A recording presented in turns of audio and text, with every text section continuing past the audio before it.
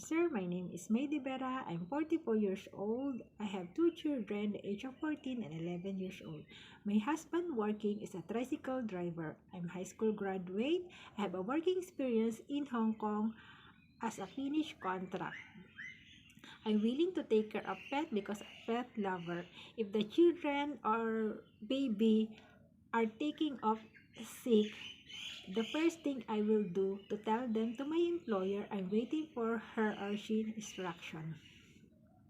If my employer is not around, I will do the household chores, take care of children, and give her food.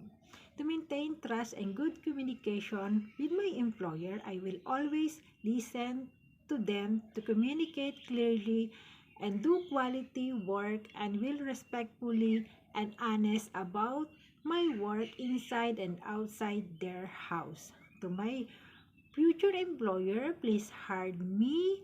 I'm hardworking, trustworthy, responsible, and honest. And I love your kids as my own kids. And I treat your family as my own family. And I promise I finish my contract with you. Thank you and God bless.